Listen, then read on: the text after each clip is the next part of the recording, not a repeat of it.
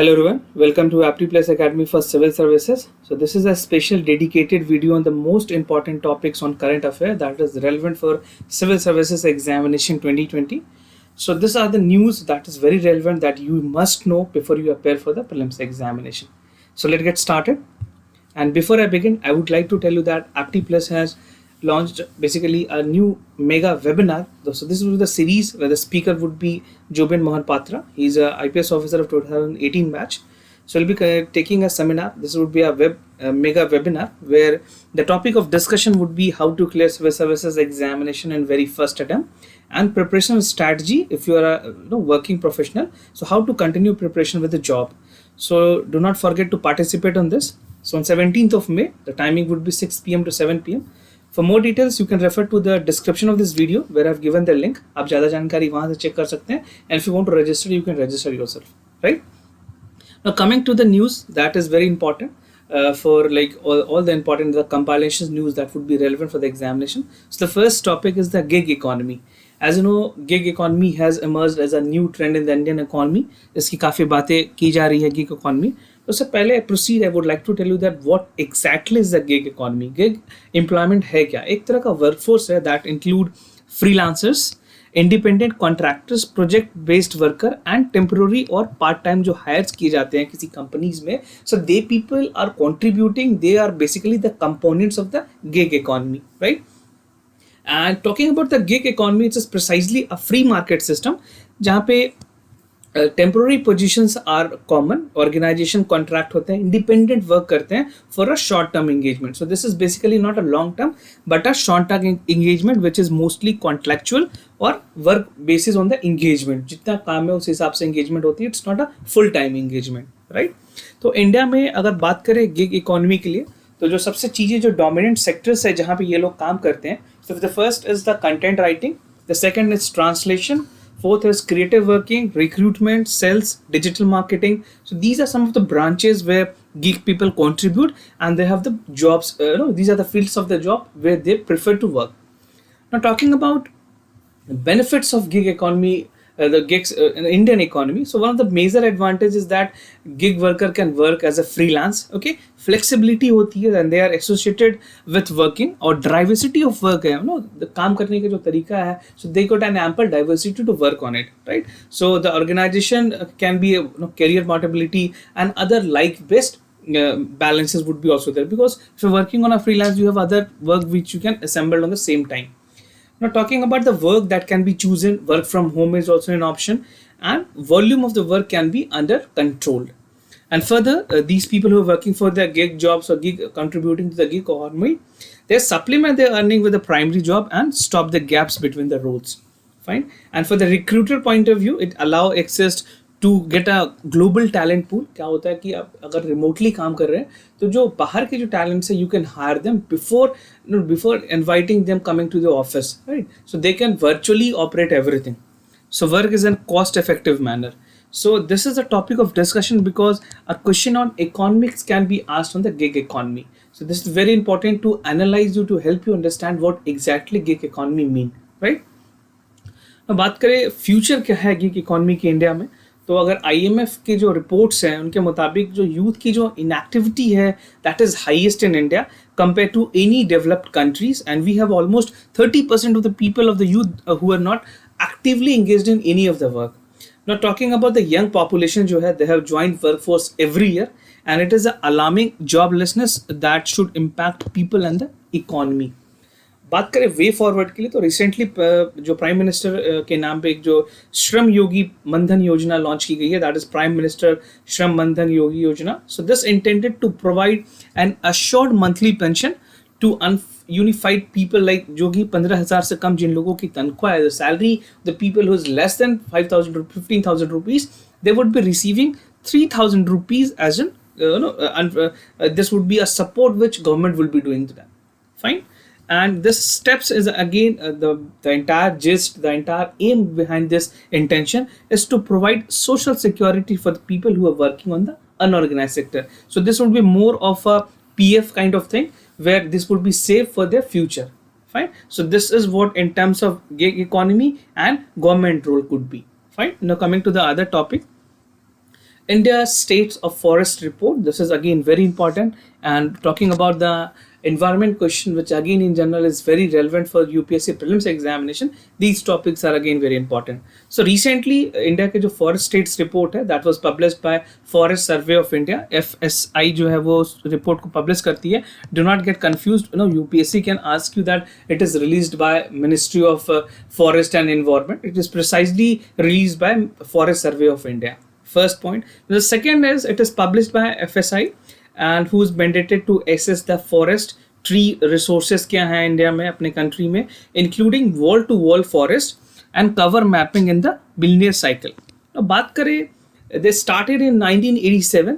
16 assessment अभी तक complete कर ली गई है and this was the 16 report on the series. Reports के क्या हाईलाइट है, that is again very it is essential for you to know, because ये मेंस में और प्रीलिम्स में दोनों चीजें में इंपॉर्टेंट है, right? So India is among the few countries of the world whose forest cover is consistently increasing. So we have seen the growth rate. We have a positive number. We have a positive note of the growth in the forest, right? Forest covers. No, total number of forest cover की अगर बात करें, we have almost 24.56% of the geographical area in the country, as compared to the assessment year 2017 की अगर बात करें तो वहाँ पे increase देखी गई है 5,188 स्क्वायर किलोमीटर के आसपास की, right? And out of this increase forest cover is around 3,976 kilometer. So and that the tree cover would be somewhere close to 1,212 square kilometers. So these number is again not important for you. It is important that you should know कि we have a increasement and we have a positive result over here. Now अगर बात करें range increases from forest cover, observer in the forest, different dense forest की अगर बात करें, moderate forest की बात करें, सो टॉप 3 कंट्रीज है, बेसिकली स्टेट्स हैं जिनमें जो परफॉर्मेंस है वो काफ़ी अच्छी है. The first is Karnataka with 1025 kilometres, 1025 kilometers, followed by Andhra Pradesh 990 kilometers and Kerala where 823 kilometers of covers are there. And if you talk about area wise, so in area wise, the densely populated, basically forest cover is there in the Madhya Pradesh, second is Arunachal Pradesh, third is Chhattisgarh, fourth is Odisha, and fifth is Maharashtra. Now talking in terms of the forest cover in percentage in totality, talking about the geographical areas, so there are 5 important states. So these are some of the percentages. Talking about Mizoram, they contribute the highest number with a percentage share of 85.41%. Arunachal Pradesh 79.63%, Meghalaya 76.33%, Manipur 75.46%, and Nagaland would be 75. It's neck to neck between Manipur and Nagaland, so 75.31%. So again, the number is not important. You don't need to remember this figure, but it is very essential कि आप ये जो order है उसको याद रखें, right? Increasing and decreasing order, they can ask you any type of the question in the prelims examination. Now moving to the next topic, that is Rafale aircraft and controversy. So talking about the Rafale, this is a 5th generation aircraft which has twin engine, and it is a multi-role fighter aircraft designed that is being designed and built by the French Dassault Aviation. And India, we have a technological transfer with Reliance company. Basically, Reliance is operating with the French Dassault companies, right?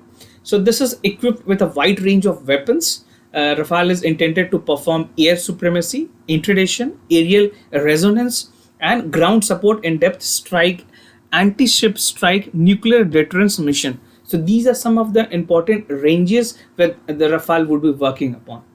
Now talking about the inter-government agreement, जो शुरुआत में जो agreement हुई थी, that was for 36 Rafale jet by India, and it was on the flyway condition. So this was signed on 23rd of September 2016, right? Now there are some controversies that has been come after for the Rafale deals. So there was an allegation and 4 PIL have been filed in Supreme Court in relation to that, and government has signed a contract with the France that at much higher prices than negotiated during the UPA route. So this is the allegation which the PIL has been filed. उनका कहना है PIL में कि जो UPA के time में जो price fix की गई थी उससे ज़्यादा पे प्रेजेंट की गवर्नमेंट ने प्राइस को नेगोशिएट किया, and it is higher than what was the previous prices, right? And government must reveal the prices. Government को ये जरूरी है कि वो प्राइस का रिवील करे, and government must reject and saying the price disclosure covered under the secrecy clause of the deal, because see, defense deal is something which price is not being to make to the public domain. So this is a point of the security concern which government of India take care of. Now choice की गई Reliance की as an offset partner. So Reliance is an offset partner and main is the Dassault. तो जो process follow की गई है, process follow up in the finalization of the Rafale deal is again in question कि how a company which do not have an experience of making any of the fighter jet has been designated as an offset partner, right? So these are some of the important 4 PIL which was filed in the Supreme Court, and Supreme Court has taken a cognizance of it. They have taken a note of it. But the fact lies is that the Supreme Court has intended not to intervene on it. Supreme Court ने बहुत ही निर्णायक कदम नहीं उठाया है और इस चीजों से मना कर दिया कि this is something the it is the domain of the central government. So what SC has said, there is no occasion to doubt the decision making processes of the deal. So in many media you must be aware of the fact that many people have been reporting that why the Supreme Court has not acted proactively. It should have done more the transparency to the deal, but it is another point of discussion that we'll discuss in another video somewhere. So no substantial matter to intervene in the issues of procurement, pricing and offset partner. Right? So this is the verdict what Supreme Court has reiterated. Now talking about no matter to shows the deal with the commercial favoritism. So Supreme Court has categorically said that there is no commercial favoritism. Okay, कोई favor नहीं किया गया. Now the decision to procure 36 out of 126 fighter jet lies with the government, and SC cannot compel with the government. Right? So initially the deal was finalized for 126, and they only initially asked to get for 36. So this was the final which we have brought in India. Fine. Now coming to the other topic, that is RCEP and India. So RCP is basically Regional Comprehensive Economic Partnership. So this was a news that India decided to hold off on signing the RCEP until the significant outstanding issue was resolved. So this was the India's stand. So in terms of RCEP, a significant question can be asked in the prelims examination. So what is RCEP trade deal? Basically, it proposes a free trade agreement in the Asia Pacific region. And talking about the other members of the Asian countries, so 6 FTA members are there: Australia, China, Japan, New Zealand, South Korea and India. Fine. And RCEP negotiation was basically formally launched in November 2012. It started in November 2012 with the ASEAN summit in Cambodia. So this can be again a very possible statement in the examination. Now talking about the negotiation, what negotiation was focused upon. So the first and the foremost was a trade in good and services. ये एक focus थी. दूसरा जो focus था that was in investment, economy and technical cooperation. The fifth basically was intellectual property and dispute settlement, e-commerce and small and medium enterprises. As you know, MSME is a backbone of India manufacturing sectors, right? And which is contributing more than 30% to the GDP. This is for the MSME. So MSME को सरकार कभी भी छोड़ करके चल नहीं सकती. And again, the revival package, the stimulus package which is there. So government has taken a note, and mostly the stimulus package is dominated towards the MSME revival. Now again, why RCP is important? So this is built as the largest regional trading agreement and ever, and this is something which countries account for almost half of the world population. The member countries account for half the world population and contribute to the quarter of the world's export, and this is 30% of the global GDP. So this figure is again important. They can ask you 50% or half of the GDP is coming from this country. So you have to be precise that this contribute only 30% to the world GDP, right? So the member countries, this basically talk about the all member countries of the RCEP. Now talking about the importance of the RCEP in India. So greater market access can boost to India export and goods and services. And FDI in India would be definitely benefited. This is an export oriented business that India would be benefiting.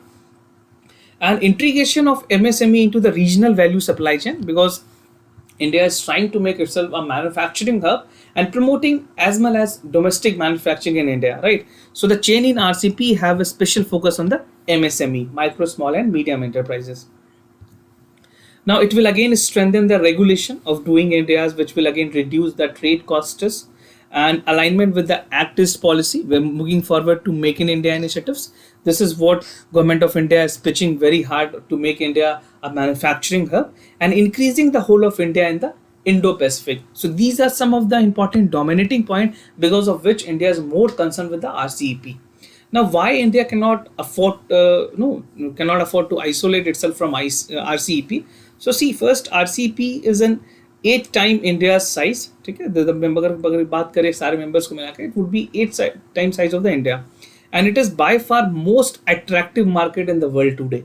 आप किसी भी देश की बात कर लो, जो countries यहाँ पे हैं, it is the most exposure, और इंडिया को सबसे ज्यादा इन कंट्रीज से बेनिफिट हो सकती है. So this is again for the next 20 year. This is not like down the line अभी की बात की जा रही है. This is for the future prediction that it would benefit substantially for coming 20 years. Fine. और India can grow itself by isolating itself, and these solutions lies on making our economy competitive and to boost the export and reduce import. So India is more focusing upon export, to how to increase our exports and reduce the import from the other countries. Now, the topic is the second India-China informal summit. So there was a second India-China informal summit that held in Mamallapuram, and the timing which was held in October 11-12, 2019. Right. So you need to understand before we proceed with the informal summit what exactly is the background of India-China relation. So India established our diplomatic relationship with the Public Republic of China. This is the PRC, stand for People's Republic of China, right? On April 1950, from where we started after independence, and it was the first non-communist nation to do so. Fine. And in April 1954, what it had that India and PRC, that is People Republic of China, signed an agreement. उस time पे 8 year agreement sign किए गए थे on Tibet to become the 5 principle of peaceful coexistence, जिसको पंचशील के नाम से भी जाना जाता है. राइट. तो मेजर इश्यूज की बात करें, so huge number of imbalances were again tuned with the Chinese part, and this is close to the $40 billion US. And if you talk about India's support, so India supported to Tibetan government as well, and they have exiled the Dalai Lama and unaccepted to China, because China is not favoring Dalai Lama to be the part of China and a citizen of China. So India is making immigration to Dalai Lama as well, and India consider the China-Pakistan economic corridor, which passes through Pakistan occupied Kashmir, violating of sovereignty and integrity. Right. So this is what we have won, and China is again a favoring country of basically Pakistan, and Pakistan get a huge support from China. So this is again cause of concern for us, and the absence of any informal agreement, that is like Brahmaputra river जो हमारे पास है, an objective to build dam on that.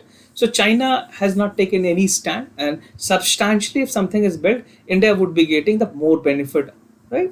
So what is the highlight of the summits? The first summit, the main highlight is the two leaders met with an in-depth exchange of views, and the strategic, the global and regional importance points were discussed. The second was they shared the respective approaches on the national development, and they would be working with a common objective for peaceful, secure, prosperous and rule-based world. Fine. And China and India will continue to work in open and inclusive trade agreement that will benefit all countries. Right? As you know, China and US already had a trade war. तो इन दोनों के बीच में वैसे भी बहुत अच्छे से चीज़ें नहीं है. सो इंडिया वांट कि अगर चाइना मैन्युफैक्चरिंग हब है, उसके अलावा what could be the other destination for India to depend. Basically we are trying harder to make ourself more independent, more dependent on our domestic MSME sectors, but again it will take another 5 years to make ourselves dependent on the country itself. Right. Now, Kartarpur corridor, this is again very significant news and very important news. So recently India and Pakistan has signed an agreement on Guru Nanak Dev Jayanti. This was a 150th Guru Nanak Dev Jayanti to operationalize the Kartarpur corridor. Now, talking precisely about the corridor and the agreement, so this agreement is valid initially for 5 years. This is not for lifetime. So you need to understand and remember this is only for initial 5 years. 5. And either party can terminate the agreement. So this is the clauses of the agreement, that either party can agreement anytime by giving notice to 1 month of the parties and intention to terminate this agreement. Fine. एक महीने पहले से उनको बताना होगा कि why they want to terminate it. Right. and also the pact could suspend the existency and persistent violation of its provisions. Now, some important points about the Kartarpur corridor. So, this corridor is being built on connect Dera Baba Nanak in Gurdaspur, which is there in the basically Punjab, with Gurudwara Darbar Sahib in Kartarpur. So, Kartarpur is in basically Pakistan, and Gurudaspur is again in Punjab. Fine. So this is the final resting point for Sikhism founder Guru Nanak. So Guru Nanak, he stayed last in Kartarpur after all the final revival movement that take place. So Guru Nanak, he had his last breath in Kartarpur only. Okay, so this marks as the comrade of 550th anniversary. Okay, initially I told you 150, but this is 550th birth anniversary, which held in November 12. Okay, so it marked the 550th anniversary of Guru Nanak Dev. Now the agreement will facilitate the visa-free movement of Indian pilgrimages. Okay, which would be just India need to permit for the crossover to the Pakistan, and it is located on the river Ravi. So this is again very important. So river name is again important. This can be important for your examination statements. Now, what would be the impact of India-Pakistan relation on the corridor? How will it be benefiting India's Pakistan bilateral relationship? So, Kartarpur corridor could be a confidence building, which every expert are of the opinion कि अगर इस तरह से चीजें आगे बढ़ी तो एक अच्छी healthy relationship बन सकती है, and measure with the politically strained and historically charged relationship between India and Pakistan could be moving forward. Now, the Kartarpur corridor holds an exponential and potential to foster the religion tourism. ठीक है, एक हम religion tourism यहाँ पे बढ़ा सकते हैं and promote कर सकते हैं people to people contact to reduce the deficit between the both side. ठीक है, दोनों कंट्री के बीच में जो मन मुटाव है उस चीज़ों को खत्म किया जा सकता है and healthy bilateral relationship again can be established. Now, this in turn would be establishing a dispute resolution, keeping all avenues on dialogues open. तो जितने भी जहाँ भी dialogues कर सकते हैं, जहाँ भी engagement कर सकते हैं bilateral relationship में, उसको करतारपुर का एक शुरुआत माना जा रहा है, right? Now coming to the US-Iran conflict, as you know, there has been a conflict between US and Iran, and US again has cancelled the peace process. So what is important here for you to understand is Iran and United States have not formally a diplomatic relationship since 1980. What happened in 2015? So I'm giving you a historical background of this. So in 2015, Iran has agreed for a long-term deal on its nuclear program, right? So a group of world known as P5+1 that comprises of UK, United States, France, China, Russia, and Germany. So these are the members upon which the Iran has said that we'll be having a nuclear program deal. Now, moving forward, under this accord, Iran basically agreed to limit its sensitive nuclear agreements, right? And it allowed international inspector to return and lifting the crippling economic sanctions. जो भी economic sanctions लगाए गए थे Iran पे उसको हटा दिया जाए. वहाँ पे जो इंस्पेक्टर होंगे वो इंस्पेक्ट करके ये एनओसी दे देंगे वहाँ पे लोगों को जो P5+ कंट्रीज हैं कि they can move ahead and they can start with the economic activities. Now, however, what has happened in May 2018, Donald Trump has abandoned the nuclear deal because there was an attack और वहाँ पे कुछ American soldiers थे. 11 American soldiers were dead. Okay, so this is the reason that Donald Trump have cancelled the agreement. Now, this led to worsening the situation between US and Iran, and also the trade between the Iran and other countries, because every country is supporting America, so they are on the path of the America. How they move accordingly, they will be doing the same. Now, the other development which was there, the General Qasim Soleimani was being killed in Baghdad airport by US air strike, and US has officially confirmed that this was approved by the US President Donald Trump. Fine. And on January 5, 2020, Iran ended its commitment. तो Iran ने भी अपने commitment को and करते हुए they have cancelled, they have abrogated the nuclear deal, right? Now, what this impact to India, basically जो tension हुई है US और ईरान के बीच में, how it could impact India. See, India is among those countries which maintain a close relationship between US and Iran. तो हमारी जो relationship है, जो bilateral relationship है, इन दोनों countries के साथ काफ़ी अच्छी है. And जो US और ईरान की जो crisis है, it is especially the US sanction on Iran that would impact Indo-Iran trade significantly, because we have a huge crude oil that is coming from these countries. Right. और ईरान के अगर basically trade की बात करें तो it has decline 79.4% has been a step decline in the first 8 months of the current fiscal year, right? So this is again a very negative response which has come in terms of relationship.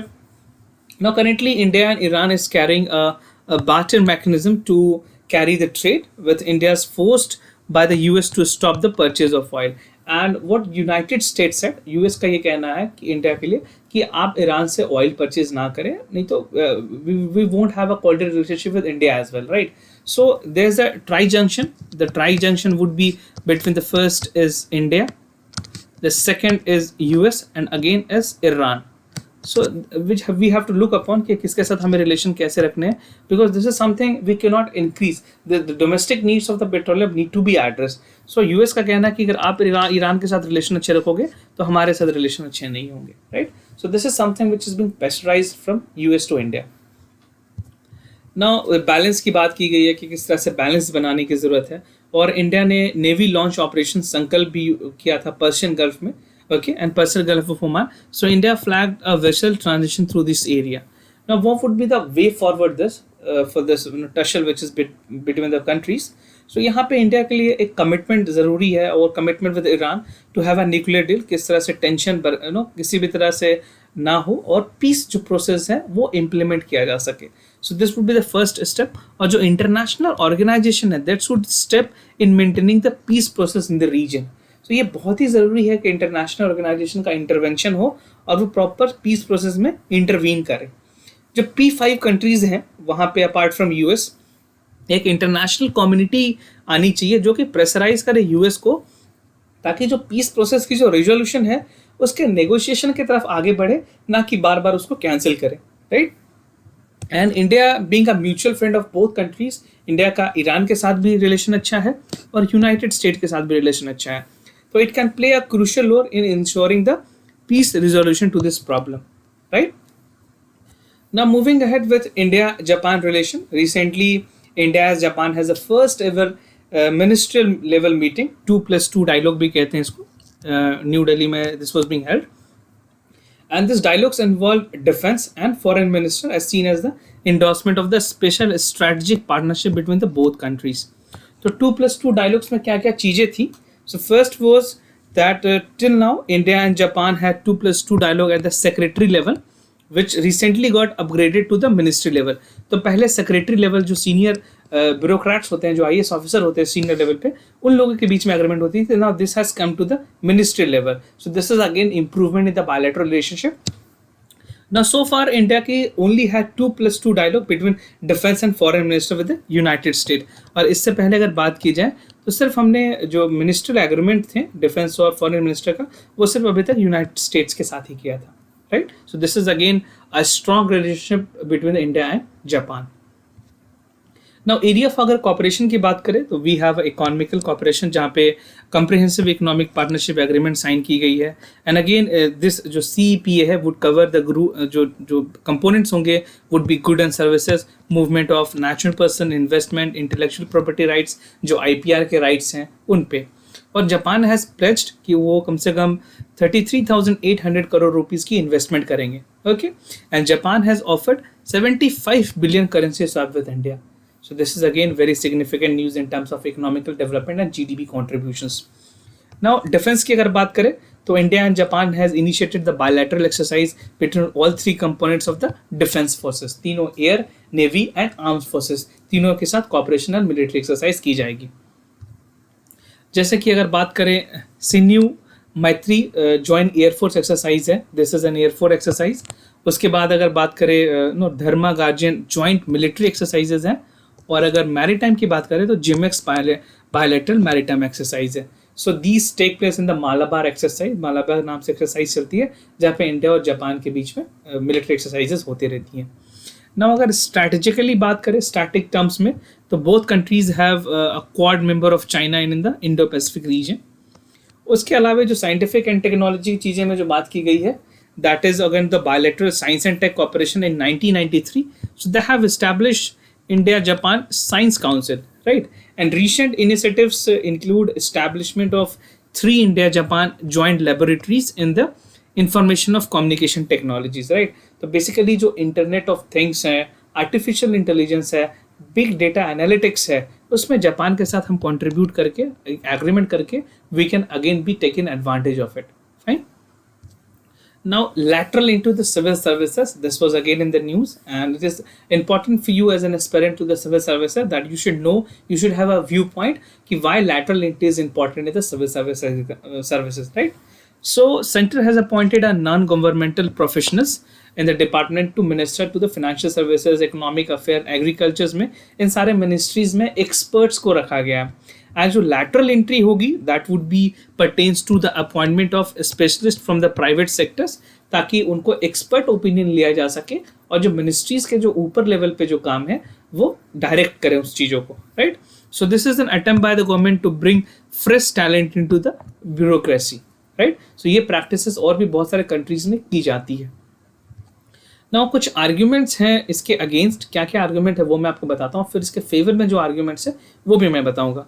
तो जो against में argument है, सब कुछ लोगों का कहना है कि जो रिटायर्ड ऑफिसर्स हैं, जो पॉलिटिकल अपोनेंट्स हैं, they consider beginning of the neutral and impartial of civil services, right, likely to induct loyalist, क्योंकि सरकार अपने हिसाब से किसी को भी अपने पसंद के लोगों को वहां पे रख पाएगी। The second would be it has to be argued that this mark the privatization of the IAS, जो इंडियन एडमिनिस्ट्रेटिव सर्विसेज हैं उसका कहीं प्राइवेटाइजेशन तो नहीं हो रहा है। This is the second point of concern.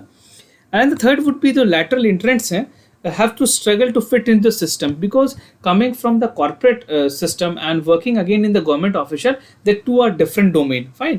तो जो work structure है, जो hierarchy है, वो काफ़ी different होती है। So understanding the dynamics and understanding the process would again giving the time, क्योंकि इनिशियली गवर्नमेंट ने कहा है कि they would be inducting the lateral entry only for 5 years, so it will take another year to understand the process, the working process of government of India, right. So this is what has been taking and it complain the hostility in the IAS network and this would again severely impact as a failure to it. सो ये कुछ argument थे इसके against के। Now कुछ argument जो इनके favour में है लैटरल एंट्री के, इनका कहना है कि जो हायर ब्यूरोक्रेसी है, जो सेक्रेटरीट लेवल पे है, that need to examine the proposal received by the specialized department and corporations. जैसे अभी आपने नीति आयोग का देखा होगा, तो वहाँ पे कुछ फुल टाइम मेंबर्स होते हैं, कुछ पार्ट टाइम मेंबर्स होते हैं। तो गवर्नमेंट यहाँ पे ये कर सकती है, परमानेंटली रखने से अच्छा कुछ लोगों को एज एडहॉक बेसिस पे एडवाइजर रख सकती है, right. And the second would be the lateral entries जो है सेक्रेटरी लेवल पे would meet the success, because people of the opinion this might act as a successful story, right? So secretaries and department of economic affairs, science and technology, etc. have all been scientists of eminence, fine. And to foster more competitive spirits among the bureaucracy, it is very important to have a compliancy and high level of civil servant, even promote to the pioneering in the interest of the public service। and ultimately होता क्या है कि bureaucracy in India is considered to be the more towards the red tapeism। यहाँ पे जो India की जो bureaucracy है वो काफ़ी slow मानी जाती है compared to और other countries like Singapore, Japan, Thailand, Denmark. So in countries के मुताबिक हमारी ब्यूरोक्रेसी काफ़ी स्लो है। So this would again be boosting the working style of the Indian bureaucracy, right. Now moving to the other important topic that is related to section 124A of the Indian Penal Code। ये काफ़ी news में रही थी, तो इसमें जो important बातें आपको जाननी है कि अभी रिसेंट में गवर्नमेंट को काफ़ी क्रिटिसाइज़ किया गया है regarding to the misuse of section 124A। तो 124 ये जो है क्या है, आईपीसी जो हमारे इंडियन पिनल कोड है उसमें क्या प्रोविजंस को कवर किए गए हैं इसमें, राइट।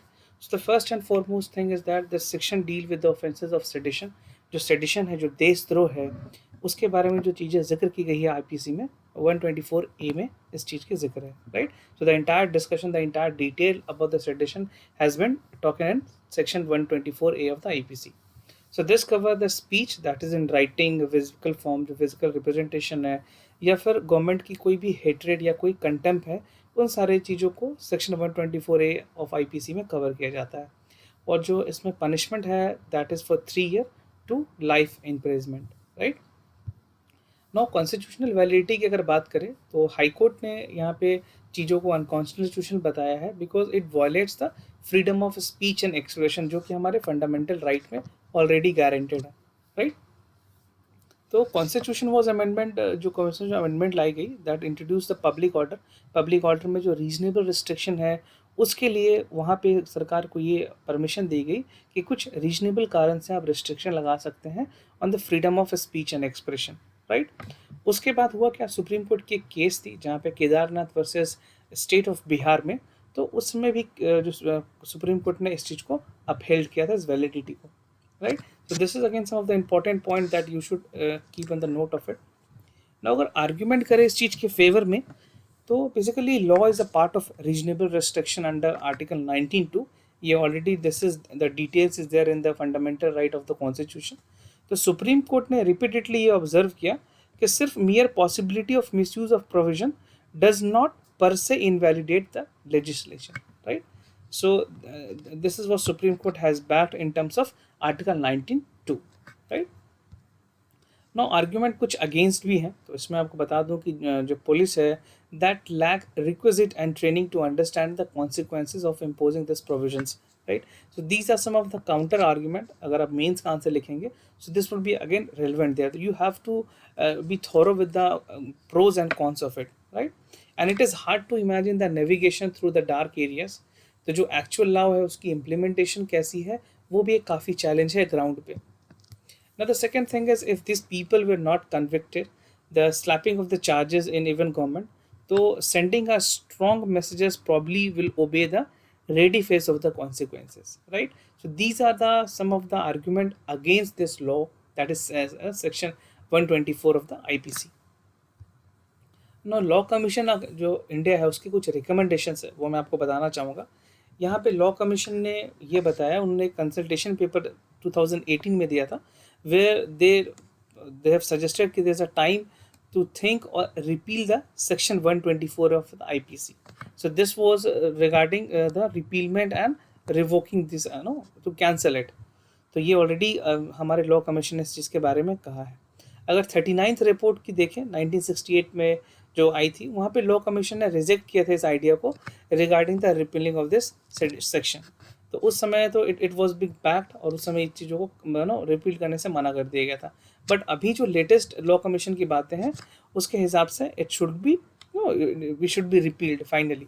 ना 42th रिपोर्ट जो थी उसके मुताबिक the panel wanted to scope of the sedition to be expanded, cover to the jurisdiction, जो कॉन्स्टिट्यूशन है, जो लेजिस्लेचर है, जुडिशरी है, इन सारों में भी देखा जाए किस तरह से लॉ इस्टेब्लिश की जा सके ताकि जो डिसअफेक्शंस हैं regarding that should not be tolerated, right. और जो रीसेंट कंसल्टेशन पेपर है रिगार्डिंग द लॉ कमीशन, जिन्होंने कहा है कि suggesting evoking of 194A only criminalising the act committed with the intention to disturb the public order. से public order पे जब भी कुछ चीज़ें हटाई जाए या कुछ इस तरह से वायलेंस हो या इलीगल मीन से जब चीज़ें की जा सकती है, then only it should be use with restricted its provisions. तो बहुत ही rarest of the rare case में इसके बारे में बातें की गई है। Now the second other topic which will be discussing is the parliamentary reform.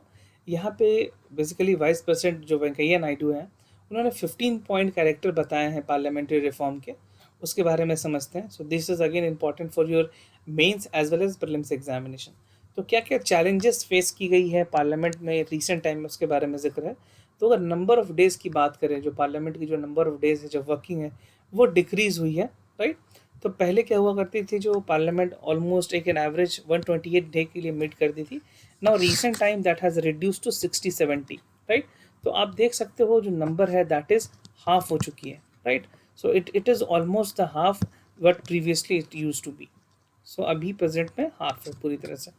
No criminalisation, अगर पॉलिटिक्स की बात करें तो जो ADR है, ADR stand for association for democratic Republic, right. तो उनके जो MPs हैं उनमें काफ़ी MPs में क्रिमिनल चार्जेस हैं और वो इंक्रीज़ हो गई है। जहाँ पहले 15% क्रिमिनल चार्जेस थे लोगों जो MPs थे, now this has increases to 19%, right. So this again is an important data for you. अगर बात करें decline of representative democracy due to restriction impose by the anti defection law on the freedom to vote in the parliament. So this is the third point. And the fourth is low representation of women. जो महिलाओं का जो प्रतिनिधित्व है वो काफ़ी कम है। Only 14.3% of the women are represented presently there in the parliament, right? So government has already advocated that there should be 33% reservation to the women in the parliament, but still it has not been fulfilled क्योंकि जो proper representation होना चाहिए वो अभी तक नहीं है। अब बात करें decline in the standard of the parliament scrutiny, तो यहाँ पे जिस तरह से बिल पास होती है, जो प्रॉपर डिबेट्स होनी चाहिए, रिसेंट टाइम में सारी चीज़ों को पार्लियामेंट्री कमिटीज़ को रेफ़र कर दिया जा रहा है, और जो प्रॉपर डिबेट है वो नहीं हो पा रही है। आज से इससे पहले हुआ क्या करता था, जिस समय कॉन्स्टिट्यूशन असेंबली बनी थी, तो एक एक चीज़ के पीछे डिबेट की गई थी कि क्या प्रोज एंड कॉन हो सकते हैं, क्या पॉसिबिलिटी हो सकते हैं, क्या फ्यूचर प्रोस्पेक्ट हो सकते हैं। उस चीज़ से, ये डिस्कशन से ये चीज़ें बाहर आ सकती हैं। Now the other thing is like the parliament privileges could again curb the freedom of speech. So it's very important to prevent the genuine constructive criticism, right? तो एक कोई चीज़ के उसके जो नेगेटिव फॉल आउट है, जो पॉजिटिव एस्पेक्ट्स है, वो सारी चीज़ों को देखने की, समझने और परखने की ज़रूरत है।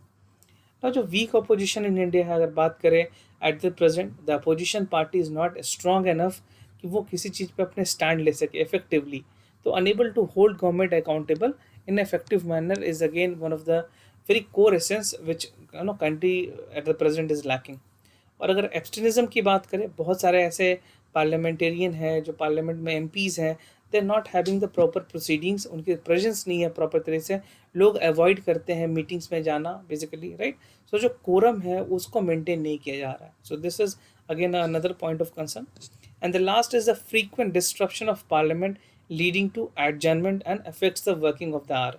जो वर्किंग आवर है वो एडजर्नमेंट की वजह से काफ़ी हद तक प्रभावित हुई है। It has been severely impacted because many people are trying to adjourn the parliament on a basis of like shouting at the parliament, या अपनी पूरी कोशिश लगा करके लोग ने पूरी कोशिश ये की है कि पार्लियामेंट को ना चलने दिया जा सके, राइट। तो इसमें क्या होता है कि जो वर्किंग ऑफ जो पार्लियामेंट है वो काफ़ी ज़्यादा इम्पैक्ट हुई है। तो अगर बात करें decline in effectiveness of the parliament, तो जो पावर ऑफ पार्लियामेंट है वो डिक्लाइन हो रही है। Those with the council of minister is increasing, जो हमारे कैबिनेट के मिनिस्टर है उनके तरफ से तो चीज़ें बढ़ाई रही है, लेकिन जो पावर ऑफ पार्लियामेंट है वो उनको कम किया गया है। अगर बात करें क्या ऐसे काउजेज हैं डिक्लाइन के, सो अगर ऑल पॉसिबिलिटी में decision has to be taken by the council of ministers, और रिस्ट्रिक्ट जो पार्लियामेंट मेंबर है वो नॉर्मली फंक्शन करते हैं अपॉन इट्स अप्रूवल। और जो बिजनेस आवर है that is practically controlled by the executive, executive हैं जो ये सारी चीज़ों को कंट्रोल करते हैं। सो the entire things is again controlled by the executive functioning. now frequent use of ordinance, what has happened like there have been frequent use of ordinance through the in route, वहाँ पे president की अनुमति लिए ले करके ordinance को लाया जाता है, बिल को इंट्रोड्यूस किया जाता है। So this is the time we should avoid using the ordinance, और rarest of the rare case में ही ऑर्डिनेंस का यूज़ किया जाना चाहिए। Now, increasing the dependency on the delegated legislation, this is among one of the current is a reason that for the declining of the reason, basically the representation of the parliamentarian and their activeness. And the other is like quality of debate in the discussion in declining and increasing the use of guillotine. तो guillotine parliament use किया जाता है, guillotine उस time पे use की जाती है जिस टाइम पे प्रॉपर कोरम नहीं होते हैं पार्लियामेंट में, और इमिडिएटली जब बिल पास करनी होती है तो गिलेटिन का हम यूज़ किया करते हैं उस टाइम पे। And lack of enlightened public opinion to enforce accountability of the representative, क्योंकि जहाँ से भी उनका जो रिप्रेजेंटेशन है, जिस क्षेत्र को वो रिप्रेजेंट करते हैं, वहाँ से उनका अकाउंटेबिलिटी नहीं होने की वजह से भी वो अच्छे से परफॉर्मेंस नहीं कर पा रहे हैं, राइट। नो क्या ऐसे स्टेप्स हैं जो लिए जाने चाहिए ताकि ये चीज़ों को कंट्रोल किया जा सके। So first is to ensure the जो अटेंडेंस है उसको इंश्योर करना चाहिए कि एटलीस्ट 50% अटेंडेंस बरकरार हो। प्रोसीडिंग टाइम जो रोस्टर सिस्टम है, उस जिस टाइम पे रोस्टर सिस्टम चलती है उस टाइम पे 50% अटेंडेंस को मैंडेटरी कर दिया जाना चाहिए। And review of anti defection was again enable to basically reasonable degree of dissent without affecting the stability of the government. So this thing is again very important. Not talking about the time bound proposal, तो यहाँ पे ज़रूरी है कि किस तरह से time bound तरीके से जो डिफेक्शन है, जो प्रिसाइडिंग ऑफिसर है, उसको इस चीज़ पे ध्यान में रखा जा सके। Now again there is a caste based voting that would be completely stamped out. So we should remove the caste based voting, ताकि जो रिप्रेजेंटेशन है, जो काम करने का तरीका है, वो बदल सके, right. And government should be responsive to oppose the opposition and should be responsible for the constructive during the debate. So these things are very important. Now enacting the legislation for reservation of the women, as I told you before, so it is very important कि जो women की जो representation है, that should be minimum at least the 33% of the parliament. Now extra judiciary killing, ये काफ़ी news में रही थी, आपने पढ़ा भी होगा इसके बारे में, एक्स्ट्रा जुडिशियल किलिंग के बारे में। नेशनल ह्यूमन राइट कमीशन है, उन्होंने ऑर्डर किया था एक इन्वेस्टिगेशन के लिए, राइट। जिस तरह से पुलिस ने कुछ लोगों को अरेस्ट करके गैंग रेप जो वेटनरी डॉक्टर हुई थी तेलंगाना में, उनको इन्वेस्टिगेशन के दौरान सीन जिस तरह से घटना जो घटी थी उसको लेकर के अगेन वो रीशेड्यूल किया गया कि आपको बताना किस तरह से चीज़ें हुई थी। तो उसमें पुलिस ने बेसिकली ये कहना था कि एनकाउंटर किया है, एक्स्ट्रा जुडिशरी किलिंग की है। तो जो नेशनल ह्यूमन राइट कमीशन है, जो हमारी जो NHRC है, उन्होंने जो पुलिस वाले हैं उनको गिल्टी ठहराया, उनको दोषी ठहराया है और ये बताया है कि लॉ में इस तरह की चीज़ें नहीं कही गई है कि एक्स्ट्रा जुडिशियल किलिंग किया जाए, because court has already set a president कि भाई जो लोग हैं उनको अपना हक है बेसिकली अपनी बातें रखने का कानून के सामने, कोर्ट के सामने, राइट। तो जो NHRC की जो गाइडलाइन है वो मैं आपको बता देता हूँ। So under this law police is not been conferred with any right to take away the life of any other person. किसी की भी आप हत्या नहीं कर सकते हैं, उसको पूरा अधिकार है कि वो अपनी बातों को न्यायालय के सामने रखें, right. And the only two circumstances in such killing is allowed. सिर्फ दो ही कारण से बताए गए हैं जहाँ पे जो basically extra judicial killing allowed हो सकती है। तो जो पहला रीज़न है that is if the death has caused by the exercise of the private defence. अगर किसी को अपने बचाव में कुछ चीज़ें करनी है वहाँ पे अलाउड है। दूसरा, अगर कोई भी ऐसी अथॉरिटीज़ हैं जिनको किसी को पकड़ना है, किसी एक्यूज को अरेस्ट करना है कोई पनिशेबल ऑफेंस में, उस टाइम पे अगर उसकी डेथ हो जाती है तब ये चीज़ें अलाउड है, उसके अलावा कोई तीसरे कारण पे नहीं। Now police should also enter the information of the killing. अगर कोई किलिंग होती है इस तरह से तो उनको एक प्रॉपर रजिस्टर बना कर रखना होता है ताकि वो रिकॉर्ड मेंटेन कर सके। Now the immediate step would be taken to investigate the fact, circumstances leading to the death assertion and offences committed by home, right. तो ये सारी डिटेल उनको रखनी होती है और एक मजिस्ट्रेट इंक्वायरी की ज़रूरत होती है ताकि पुलिस के जो एक्शन है, जिस तरह से चीज़ों को कवर किया गया है, वो सुप्रीम कोर्ट के कुछ गाइडलाइन है उसके मुताबिक केयर करनी पड़ती है, right. Now coming to the make in India, यहाँ पे सरकार की पूरी कोशिश रही है कि मेक इन इंडिया को कैसे बढ़ाया जा सके। तो मेक इन इंडिया कैंपेन जो लॉन्च की गई थी 2014 में, एक 5 ईयर प्लान, बेसिकली पूरे 5 ईयर के टारगेट लेकर के उसको कोशिश की गई थी। तो 2000 बेसिकली 19 तक में बहुत सारी चीज़ों में सुधार हुआ है, but again the revamp and again restructuring of make in India is required. तो only 3 out of 56 companies had decided to reallocate from China, because अब तो बेसिकली कोविड-19 के बाद बहुत सारे चाइना में जो कंपनीज है वो या तो जापान जा रहे हैं या तो इंडिया आ रहे हैं, और यूएस की जितनी कंपनी है वो ऐसे बेसिकली इंडिया को एज एन अपॉर्चुनिटी देख रहे हैं, right. So this would be again a great time that make in India can take a leap of it. अगर बात करें मेक इन इंडिया में जो स्वदेशी मूवमेंट है, वो बेसिकली जो 25 सेक्टर्स हैं इंडियन इकोनॉमी के, उस पर ध्यान रखा गया है। और जो कुछ मेजर ऑब्जेक्टिव्स हैं, तो पहला ऑब्जेक्टिव है कि जो मैन्युफैक्चरिंग है उसकी जो ग्रोथ रेट है वो बढ़ा करके 12 to 14% कर दी जानी चाहिए पर एनम, ठीक है। और जो इकोनॉमी में सेक्टर का शेयर है वो भी बढ़ना चाहिए। साथ के साथ to create 100 million additional manufacturing job, जो अनएम्प्लॉयमेंट है उसको हम मैन्युफैक्चरिंग के थ्रू कुछ हद तक कंट्रोल कर सकते हैं। जो इसके लिए टारगेट सेट की गई थी वो 2022 के लिए, बट अभी जिस तरह से पेंडेमिक है ये बढ़ के 2025 तक भी जा सकती है, right. Now to ensure the manufacturing sector contribution to the GDP, it should increase by 25%। जैसा आपको पता है जो हमारे MSME सेक्टर है वो अभी प्रेजेंट में 30% कंट्रीब्यूट करते हैं, और इनको सरकार ने 2050 तक के लिए बेसिकली 2025 तक के लिए 50% करने की बात की है। और अगर सिर्फ मैन्युफैक्चरिंग की बात करें, सिर्फ अगर मैन्युफैक्चरिंग की बात करें तो 2025 तक 25% करने की बात की गई है। This is for 2025, right. So this point should be, this synchronization, this numbers would be in your mind to understand it much better. Now कुछ आउटकम्स हैं। अगर फॉरेन डायरेक्ट इन्वेस्टमेंट की बात करें तो जहाँ पे पहले $16 बिलियन हुआ करती थी, 16 बिलियन, फिर $36 बिलियन हुई 2015-16 में। आज इंडिया के पास जो एस्टिमेटेड रिजर्व ऑफ FDI है basically that is $49 billion in 2019। So this is a huge achievement. और अगर सर्विसेज कंसर्न की अगर बात करें तो FDI 25 बिलियंस तक, more than 3 times of the manufacturing sector है, राइट। और इंडिया की रिमार्केबल प्रोग्रेस हुई है in ease of doing business. तो ये रैंक आपको पता होगा, 142 is the rank in 2014 and 63 in 2019. So still we have to achieve a lot. So this ranking need to be taken care of because यहाँ पे India को और बहुत ज़्यादा काम करने की ज़रूरत है। और अगर इंडिया की शेयर की बात करें ग्लोबल एक्सपोर्ट में, तो मैन्युफैक्चर प्रोडक्ट में अभी भी वी हैव अराउंड 2%, जहाँ पे चाइना की अभी मैन्युफैक्चरिंग में दे आर ऑन द 18%। तो अभी भी 16% का जो शॉर्टफॉल है, जो हम माइनस में अभी चल रहे हैं, इसको भरने की ज़रूरत है। और this can only be done when we have the strong manufacturing hub in India, right. No, क्या क्या फॉल्ट है पॉलिसीज़ में, ये भी जानना काफ़ी ज़रूरी है, क्योंकि क्या ऐसे कारण हैं जिसकी वजह से make in India initiative success नहीं हो पा रही है। तो बहुत ज़्यादा हमारा जो रिलायंस है ऑन फॉरेन कैपिटल है, ग्लोबल मार्केट है, उन पे होने की वजह से अनसर्टेनिटी बरकरार रहती है हमारे डोमेस्टिक प्रोडक्शंस पे। और जो पॉलिसी की जो कैजुअलनेस है, जिस तरह से हमने बहुत ही कैजुअल तरीके से पॉलिसी को आगे बढ़ाया है, वो भी बहुत बड़ा कारण है बहुत सारे प्रोजेक्ट को इंस्टॉल्ड रखने का। और make in India has been a plague for large number of under prepared activities. बहुत सारे ऐसे एक्टिविटीज़ हैं जो अंडर प्रिपेयर्ड है, जिनके पास एक्सीलेंस है नहीं है, टेक्नोलॉजिकल अपग्रेडेशन नहीं है, जिसके वजह से वो बेहतर कर सकें। And lack of focus approach due to bringing too much sector in this fold, कि बहुत सारे सेक्टर्स को इंक्लूड कर लिया गया है। ज़रूरी है कि एक साइकिल बनाया जाए और उसी साइकिल में सारे सेक्टर जो उससे को रिलेटेड है, उनके साथ उनको डेवलपमेंट की जाए।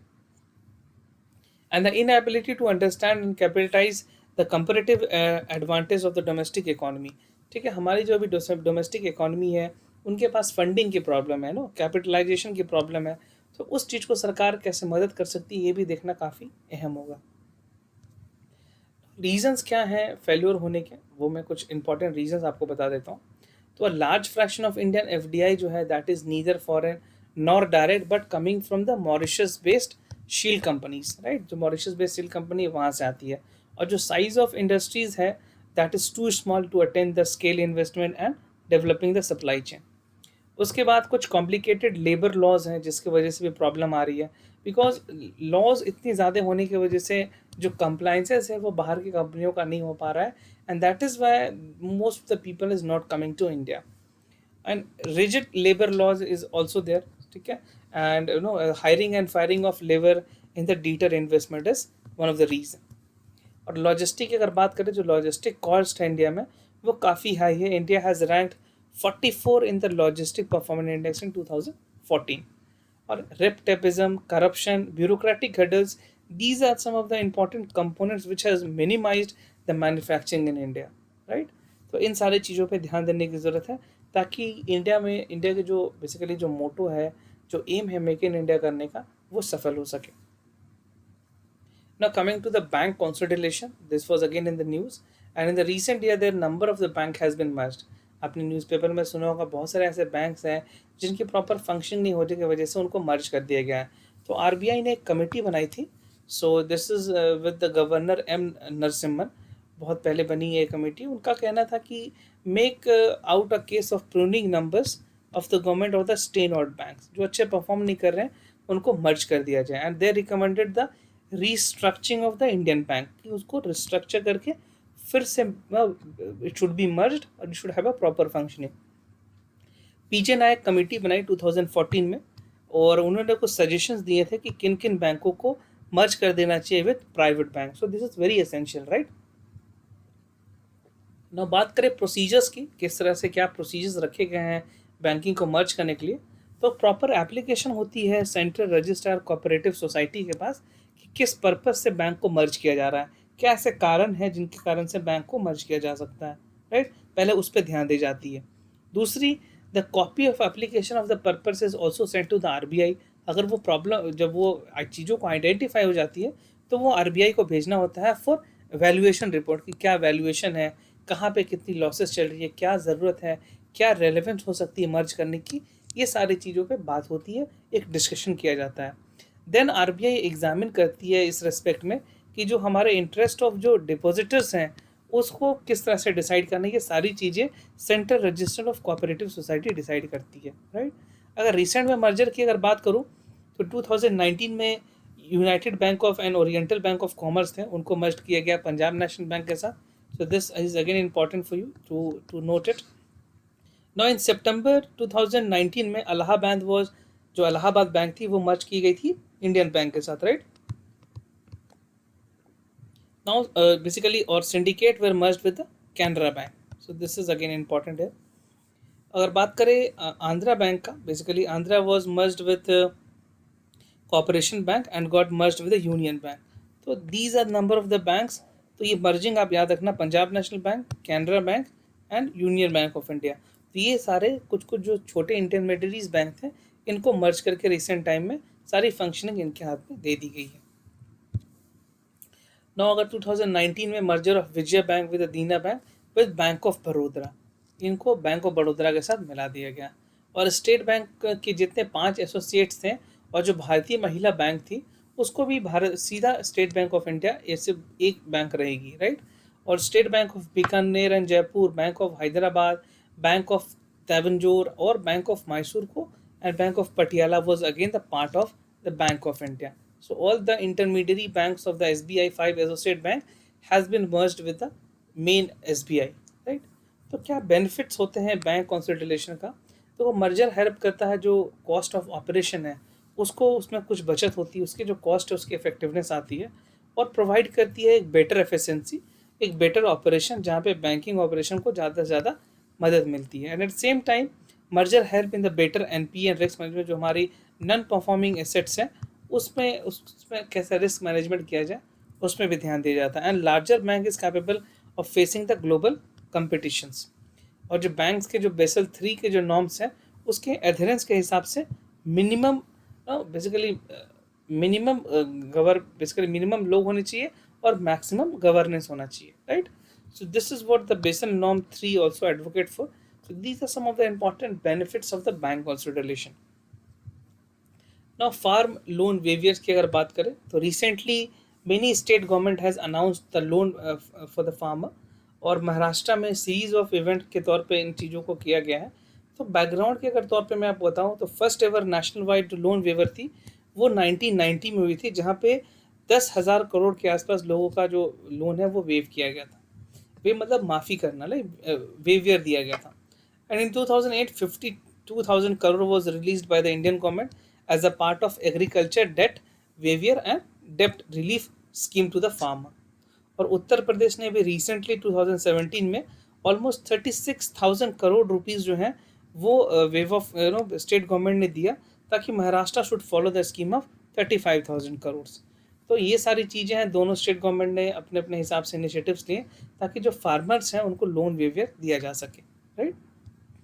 और आर्ग्यूमेंट है कुछ लोन के फेवर्स में, क्या क्या है जो लेन वेवर किए जा रहे हैं उनके फेवर में। जो आर्ग्यूमेंट है कि जो फार्म लोन है that can give a time relief to the farmer, एक टाइमली रिलीफ फार्मर को मिलती है, which help to come out of the debt trap. जो उनके पास जो कर्ज है उससे वो बाहर निकल पाएंगे।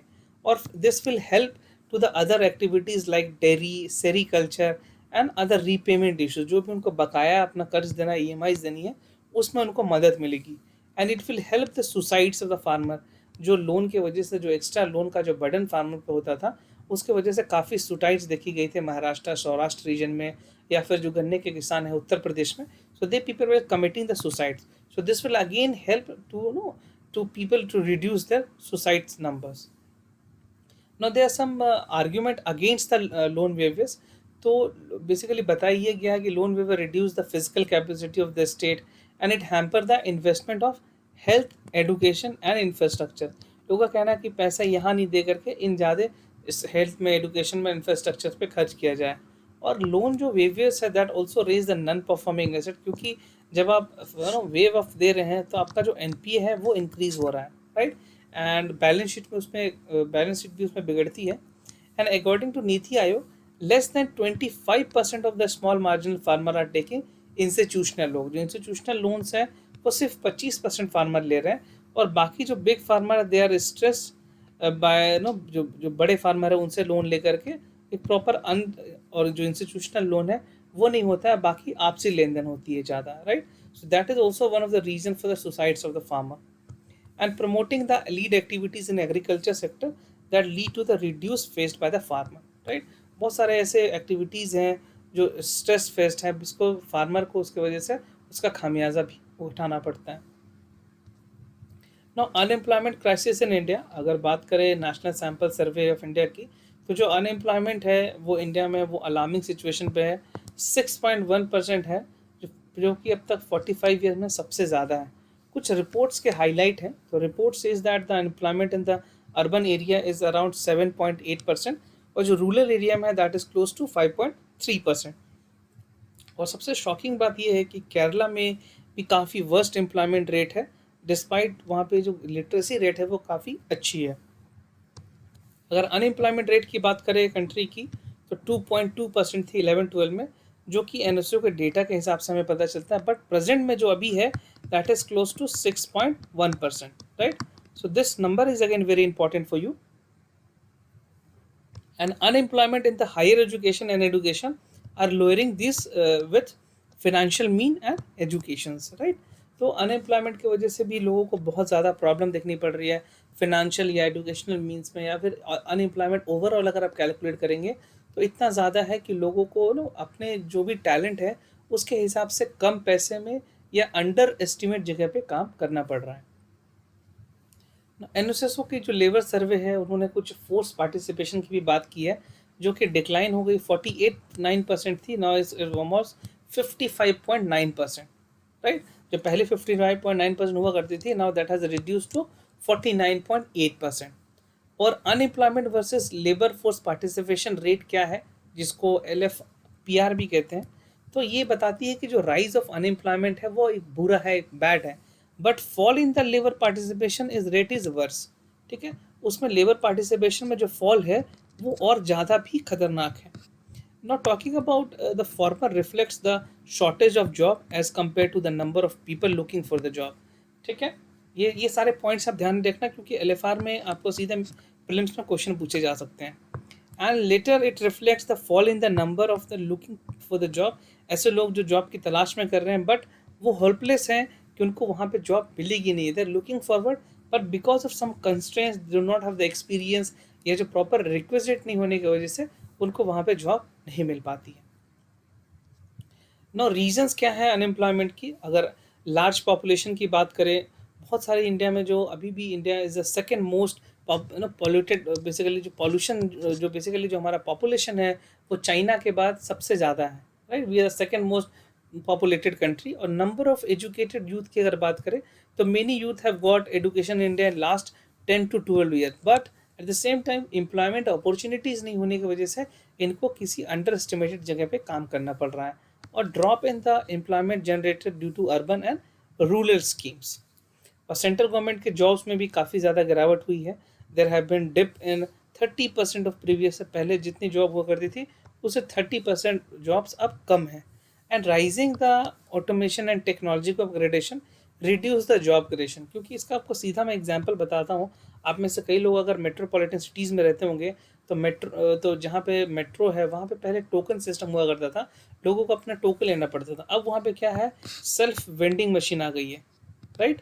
तो सेल्फ वेंडिंग मशीन क्या करती है, आपको मैनुअली पैसे डालने हैं, वो मशीन से आपको टोकन मिलेगी। तो वहाँ पे जो लोग एम्प्लॉयड थे उनकी कहीं ना कहीं एम्प्लॉयमेंट वहाँ से चली गई है। So machine has taken upgradation, और लोगों को अपने जो नौकरियों से हाथ धोना पड़ रहा है। And lack of the term of government to address the unemployment issues.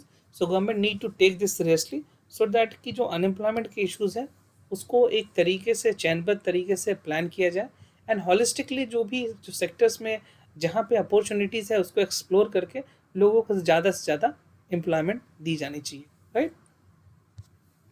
और स्टेप्स कुछ सरकार की तरफ से लिए गए हैं, जैसे मनरेगा है।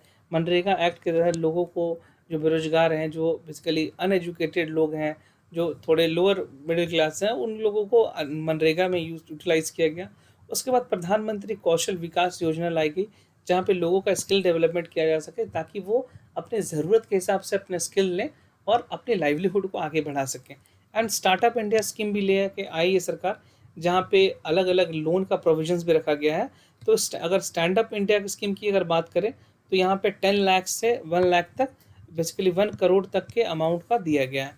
और पीएम मुद्रा योजना भी सरकार लेकर के आई ताकि जो एंटरप्रेन्योरशिप है उसको बढ़ाया जा सके। And the latest one is the National Rural Livelihood Mission.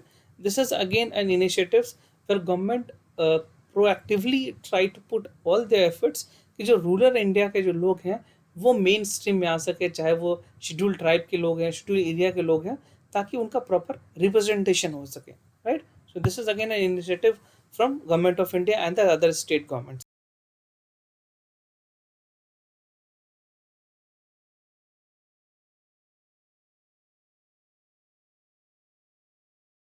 Now moving to the next topic, that is operation twist. यहाँ पे आरबीआई ने डिसाइड किया है कि एक नई वर्जन लाया जाए जिसका नाम ऑपरेशन ट्विस्ट रखा गया है।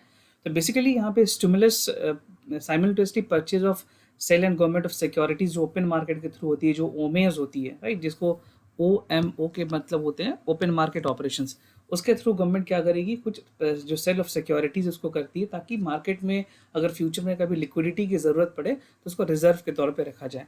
तो बेसिकली जो ऑपरेशन ट्विस्ट है that is driven by US federal reserve, जहां मॉनेटरी पॉलिसी ऑपरेशन के तौर पे ये सारी चीज़ें एज ए टूल यूज़ करती है, as a security purpose use किया जाता है कि मार्केट में फिनेंशियल सिक्योरिटी बनाए रखने के लिए, ताकि कभी इकोनॉमी में लॉन्ग टर्म में अगर ज़रूरत पड़े तो उसमें इसको यूज़ किया जा सके। तो इस तरह की ऑपरेशन की क्या ज़रूरत पड़ी, आरबीआई ने स्लैश्ड किया था की रेपो रेट, जैसे आपने न्यूज़ में पढ़ा होगा। तो 135 पॉइंट्स बेसिकली कम किए गए थे। So this has come to 5.15% this year. और जो ऑपरेशन ट्विस्ट है वो नॉर्मली क्या होती है, leads to long term yield. इसके जो दूरगामी फायदे काफ़ी ज़्यादा हैं, and it will boost the economy by making loan less expensive. तो जो लोन्स हैं वो उसके जो दर होंगे, जो जो रेट्स होगा वो काफ़ी कम होगा, तो लोग जो लोन्स हैं वो कम एक्सपेंसिव होंगे, राइट। तो यहाँ पे मार्केट में जो लोन लेना चाहते हैं, चाहे वो होम बाय करने के लिए हो, कार हो, या कोई भी फाइनेंशियल प्रोजेक्ट के लिए लोग सेविंग अगर करना चाहें या लोन्स लेके अपने आगे चीज़ों को काम करना चाहें, तो it will again help them, right. ना अगर सेंट्रल बैंक की अगर बात करें तो central bank in keen in the long term rates, तो जहाँ they have brought down to kick start the revive the economy and start with the investment. So this is again the one of the main motive। और जो idea है, idea is the business investment is to make the demand primarily determining by the long term interest rate, right, and it will also help bring down borrowing the cost of government, right. उसके बाद क्या ऐसी चीज़ें हैं, how does it will effect the economy, कैसे जो हमारी जो ऑपरेशन ट्विस्ट है वो इकोनॉमी में मदद कर सकती है। तो जैसे मैंने आपको शुरुआत में बताया कि हाई यील्ड होती है इसकी लॉन्ग टर्म गवर्नमेंट बोरिंग पे, and it has yield the pricing retail on rate loan to be the at higher rate, right. और जो लोन है, these loans can now be expected to get slightly cheaper. जो RBI है उसके पास ये एक मौका होता है कि बेसिकली जो रेट्स हैं उसको कम में रखा जाए थ्रू ऑपरेशन ट्विस्ट, राइट। और cheaper retail can also boost consumer spending which can eventually boost the GDP, right. Not disinvestment in India की अगर बात करें तो आपको पता होगा अभी सरकार ने रिसेंट में कुछ सारे डिसइन्वेस्टमेंट किए थे। तो यहाँ पे government is selling 100% ownership in Air India, जो हमारा डोमेस्टिक एयर कैरियर है एयर इंडिया, उसमें 100% जो ओनरशिप है उसको स्टेक किया जाएगा। सो लाइक 53.329% जो है, this is the stake. So government will be selling the 100% stake in Air India.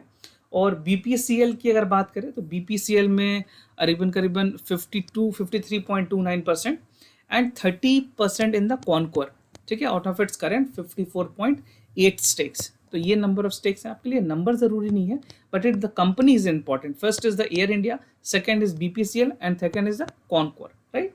तो रिसेंटली कैबिनेट ने अप्रूव किया है स्ट्रेटेजिक डिसइन्वेस्टमेंट विद 5 PSUs, उसमें जिसमें BHEL है एंड मेकॉन है। मेकॉन रांची में सिचुएटेड है, और BHL अगेन अदर सिटीज़ में BHL की प्लांट्स हैं। बात करें अगर डिसइन्वेस्टमेंट की, तो बेसिकली डिसइन्वेस्टमेंट होती क्या है, it's a sale of government asset, जहाँ पे जो गवर्नमेंट की जो एसेट है, जितने गवर्नमेंट की लाइबिलिटी होती है उसको यूजुअली सेल किया जाता है ऑन अ फिक्स्ड बेसिस और फिक्स एसेट बेसिस पे, कितने परसेंटेज गवर्नमेंट के पास होंगे, इतने चीज़ों को प्राइवेटाइज किया जाएगा, राइट। ऑब्जेक्टिव क्या होती है डिसइन्वेस्टमेंट की, डिसइन्वेस्टमेंट पे आपसे प्रीलिम्स में भी सवाल पूछे जा सकते हैं। तो basically it reduce the physical burden on the exchequer due to the loss making of the PSUs। उसके बाद improving public finance and promote long term growth of the country, maintaining and promoting the competition market and encouraging the private ownership, fine. उसके बाद कुछ argument है जो favour करती है disinvestment को इंडिया में। तो बेसिकली जो डिसइन्वेस्टमेंट है वो एक स्ट्रक्चरल सॉल्यूशन देखा गया है of taking government out of the loss making operations. जहाँ पे लॉस मेकिंग हो रही है वहाँ पे डिसइन्वेस्टमेंट करके कुछ स्टेक्स को प्राइवेटाइज करके उससे प्रॉफिट मेकिंग किया जा सकता है। और बेसिकली ये है कि यहाँ पे एफिशिएंट मैनेजमेंट भी प्रमोट होती है। And at the same time अगर प्रॉफिटेबिलिटी की बात करें तो public sector units are profitable only where there is no competition, fine.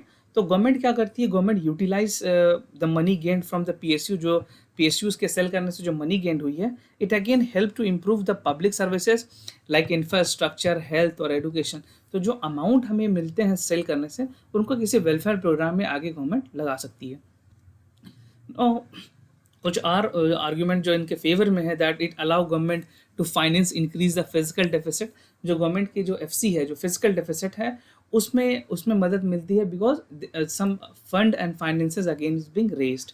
और it allows the government to share the PSU ownership to market, that helps in development of strong capital market in India, right. फिर बात करें अगर reasons की, क्या reasons है for low proceed of disinvestment, तो बहुत ही अनफेवरेबल मार्केट कंडीशन है इंडिया में अभी भी, जैसे बिकॉज देर आर मेनी रेप्टेबिलिज्म, ब्यूरोक्रेटिक हडल होने की वजह से भी बहुत सारी प्रॉब्लम्स है, and offer are made by the government they are not attractive to the private sector. क्योंकि अभी तक में देखा ये गया है कि प्राइवेट सेक्टर को अट्रैक्ट करने के लिए कुछ ऐसी पॉलिसी सरकार ने नहीं बनाई है ताकि ज़्यादा से ज़्यादा प्राइवेट में जो लोग हैं जो इन्वेस्ट करना चाहते हैं वो करें। So this is again a problem ना। Lots of opposition on the valuation of process, ठीक है। तो बहुत सारे जो वैल्यूएशन प्रोसेस है उसकी कैलकुलेशन सही नहीं, उसमें भी लोग अपोजिशन है।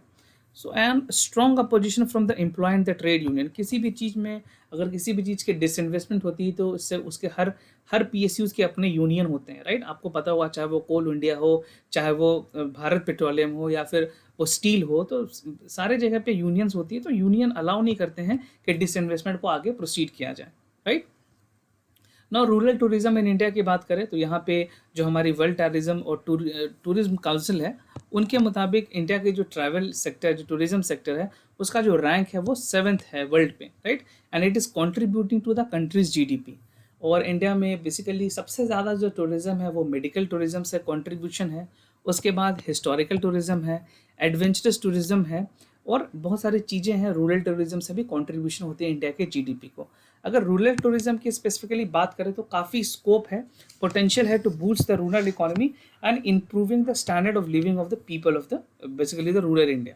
क्या क्या मेजर टाइप्स ऑफ टूरिज्म है, जैसा मैंने आपको बताया, सबसे पहला है कल्चरल टूरिज्म। बहुत सारे ऐसे टूरिस्ट हैं जो कल्चरल एक्टिविटीज़, जो लोकल कल्चर को देखने के लिए यहाँ पे आते हैं।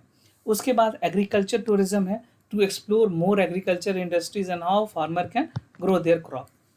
उसके अलावा नेचर टूरिज्म, जहाँ पे बेसिकली रिस्पॉन्सिबल ट्रैवल एरियाज़ है, नेचुरल एरियाज़ है, लाइक अगर बात करें जो हमारे जूज़ हैं, नेशनल पार्क है, सेंचुरीज़ है, या कोई भी ऐसे साइट्स हैं जो नेचर से इन्फ्लुएंस्ड है, वहाँ पे टूरिज्म भी काफ़ी ज़्यादा प्रमोट की गई है। उसके बाद फूड रूट की अगर बात करें तो this is all about knowing the different staple and different places, right? And other is ethnos tourism, जहाँ पे to expand the horizon of different view of culture। तो ये कुछ टाइप्स ऑफ टूरिज्म थे जो इंडिया में ज़्यादा प्रमोटेड हैं। अगर पॉजिटिव इम्पैक्ट की बात करें टूरिज्म की, तो ये बूस्ट करती है income level in people in the rural areas, right.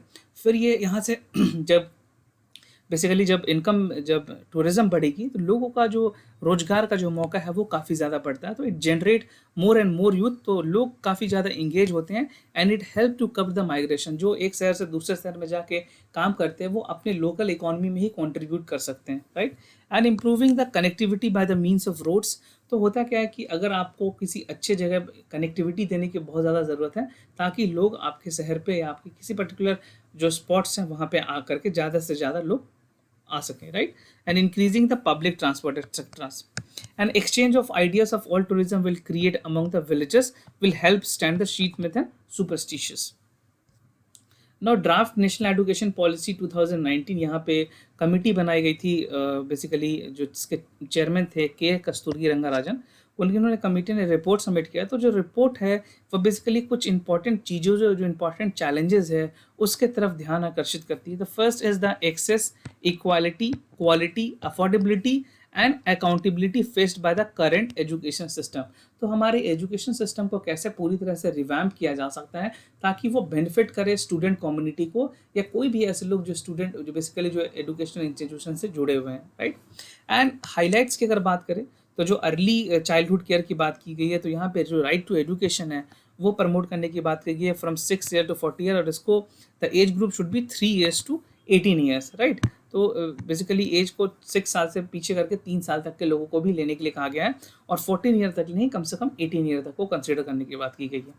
Now to achieve the universal foundation literacy और numeracy through the initiatives like national tutor programme, this is a national programme जहाँ पे tutoring को basically बहुत ज़्यादा बढ़ोतरी मिले. Remedial action in the aids programme, right, और introduction of school complexes, एक सिस्टम मॉड्यूलर एग्जामिनेशन फ्लेक्सिबल बने.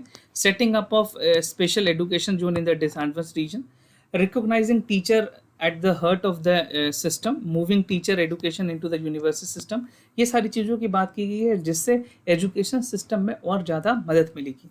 उसके बाद जो हमारी ग्रॉस इन्वॉल्वमेंट रेशियो है उसको बढ़ाने की ज़रूरत है. अभी 25% है, it has to be go by 50% by 2035. ठीक है, चाहे वो हायर एजुकेशन हो, चाहे वो रिसर्च एक्टिविटीज़ हो, इन सारे में. ना study of modern and classical language is also promoted, जैसे कि national institute of Pali, Prakrit and जो पर्शियन है उसमें भी ऐसे इंस्टीट्यूशन बनाए जाए ताकि इन लैंग्वेजेस को प्रमोट किया जा सके. Now he proposes the separate institution for regulation, funding, standing, and setting up of educational national research foundation, राष्ट्रीय शिक्षा आयोग and national education commission. Right, तो इन सारे ऑर्गेनाइजेशन को फंडिंग दी जाए ताकि ये अच्छे तरीके से काम कर सके, और जो एकेडमिक कैलेंडर है इन इंस्टीट्यूशंस का, या फिर जिस तरह से जो इनकी पूरी एकेडमिक साइकिल है वो प्रॉपर तरीके से रेगुलेट की जा सके. अगर अगर हमारी जो वोकेशनल ट्रेनिंग है जिस पे सरकार ने जो basically national skill development corporation भी बनाया था, NSDC बनाई थी, तो उसमें लोगों को ज़्यादा से ज़्यादा पार्टिसिपेट करवाया जाए और जो उसके जो बेनिफिट्स हैं वो लोगों तक पहुँचाए जा सकें. राइट, ना क्या क्या चैलेंजेस हैं. Basically doubling the public funding, यहाँ पे बात की गई है, जो प्रेजेंट में 6% ऑफ द GDP है, and increase in the overall expenditure can be education to 20% from the current 10%. Right, तो ओवरऑल जो 10% के आसपास है करंट में, उसको बढ़ा करके 20% करने की ज़रूरत है. और एक ड्राफ्ट पॉलिसी की ज़रूरत है जो इंस्टीट्यूशन ऑफ एमिनेंस है हमारे पास, जो हमारे हायर एजुकेशन एजेंसीज हैं, उसकी फंडिंग कैसे हो, उसको कैसे प्रॉपर फंड मिले ताकि वो रिसर्च एक्टिविटीज़ में अपने ज़्यादा से ज़्यादा कैपेसिटीज़ को इंक्रीज़ कर सकें. And it proposes the medical, agriculture and legal education on one umbrella to attract the oppositions. Right, और जो quality of school universities infrastructure है वो भी काफ़ी पुअर है, वो पूरी तरह से एडिक्वेट नहीं है. तो जो बेसिक एम्यूनिटीज़ है यूनिवर्सिटी इंफ्रास्ट्रक्चर की या स्कूल इंफ्रास्ट्रक्चर की, उसको पूरी की जा सके. And lack of competent and highly motivated teachers, तो इसके लिए सरकार ने टीचर ट्रेनिंग प्रोग्राम्स भी रखे हैं ताकि टीचर्स को भी प्रॉपरली मोटिवेट किया जा सके ताकि वो नेशन बिल्डिंग में कंट्रीब्यूशन कर सकें. Right, now internet shutdown in India, अभी बहुत सारे ऐसे रिपोर्ट्स आई हैं. एक रिपोर्ट बेसिकली accessnow.com के थ्रू से है. तो इनका कहना है कि इंटरनेट एक्टिविज्म की वजह से इंडिया में बहुत सारी जगह पे इंटरनेट शटडाउन किया गया है. और 2018 की अगर बात करें तो India accounted for 67% of the internet shutdown. Right, and why internet is shut down, what is the reason behind the shutdown? It is any attention disruption of the broadband or the mobile internet, जहाँ पे authorities जो control करती है communication online content के and access to general public services. Right, and over the 3 years internet shutdown has been invoke in variety of circumstances including conflict, militancy, caste, communal uprising और protest. तो जिस वजह से भी आपको पता होगा जो सोशल मीडिया जैसे व्हाट्सएप है, फेसबुक है, तो यहाँ पे कोई भी जो हेट्रेड मैसेज है उसको अगर कोई प्रमोट करता है तो उसमें भी नए प्रोविजंस लाए गए हैं कि उसको 3 months के लिए इम्प्रिजमेंट की जाएगी और भी कुछ पिनल प्रोविजंस लगाए गए हैं सरकार की तरफ से. और रिसेंट टाइम में गवर्नमेंट ने सस्पेंड किया है इंटरनेट सर्विसेज. आपने देखा होगा जिस टाइम पे आर्टिकल 370 को एब्रोगेट की गई थी, उस टाइम पे सिटीजनशिप भी अमेंडमेंट एक्ट आई थी, तो सरकार ने उस टाइम पे जो इंटरनेट सर्विसेज थी जम्मू एंड कश्मीर में, वो अभी तक 100 days के लिए बेसिकली वहाँ पे शटडाउन किया था. और ये किसी भी डेमोक्रेटिक कंट्री में सबसे लंबा इंटरनेट शटडाउन रहा था. राइट, तो लीगल प्रोविजन है कुछ इंटरनेट को जो एम्पावर करती है, legal that empower the internet shutdown. तो इंटरनेट सेंसरशिप है that allow both center and state government to have a legitimate restriction. Right, और government draw the power from the temporary suspension of telecom services जो rule 2017 का है in accordance to the telegraph act 1885. उसके अलावा government can also impose shut down under the section 144, जो section 144 of CRPC है, उसके through भी restriction लगा सकती है.